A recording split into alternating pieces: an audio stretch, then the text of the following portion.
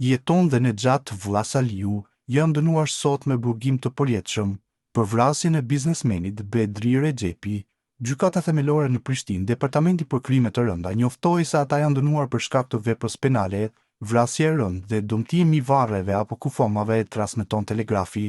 Në njoftimin e gjykatës thuhet se të akuzuarit JV dhe NV janë shpallur fajtor dhe janë dënuar me dënime burgim të përjetshëm për secilin për shkak të veprës penale, vrasje e rëndë dhe dëmtimi i varreve apo kufomave. Të akuzuarit prej periudhës 9 janar 2021 deri më 8 prill 2021 në bashkëkryerje pas një marrëveshje paraprake kishin filluar planifikimin për të privuar nga jeta të dëmtuarin me iniciale BR, me qëllim të përfitimit të dobisë pasurore. Ata fillimisht i kishin ndarë rolet dhe planifikuar veprimet, ashtu që JV, duke shfrytzuar besimin që i dëmtuari tani i ndjer BR i kishte ndaj tij, e kishte vënë në lajthitje të njëjtin ai që duke filluar nga data 9 janar 2021, ku i kishte ofruar për shitje 2 vetura, një Range Rover dhe një BMW X3 për vlerën prej 30.000 eurosh, thuhet në njoftim. Mes të tjerash, thuhet se gjatë realizimit të planit të tyre i pandehuri JV.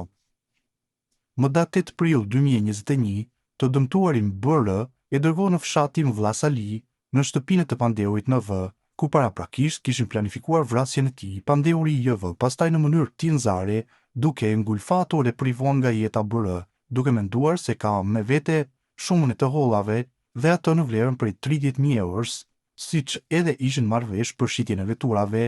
Mirë po, pas vrasjes tek viktima kishte gjetur vetëm shumën prej 8.000 eurosh që i ka ndarë me të pandehurin NV. Pastaj kufomat e të ndjerit e dërgon në katin e tretë të shtëpisë dhe në pamundësi për ta varrosur, e kishte mbështjell kokën e tij me qesë të zezë të nejlonit, kurse tërë trupin në perden e shtëpisë së të pandehurit NV dhe e kishte lidhur me një litar. Pastaj veturën e të ndjerit, për të tipit Jeep Grand Cherokee, e kishte dërguar në arat e fshatit të Sushits, Janjev.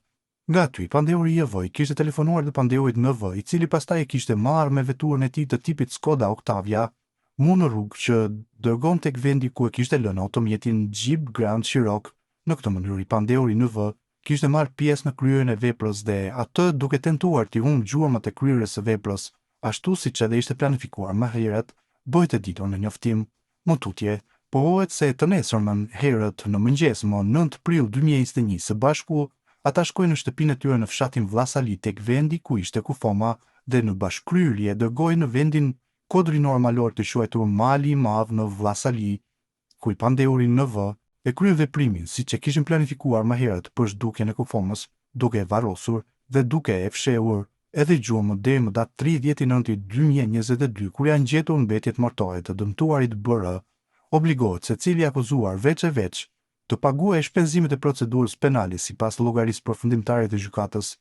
dhe atë në emër të paushallit gjyqësor në shumën prej 300 eurosh, si dhe në emër të fondit për kompensimin e viktimave të krimit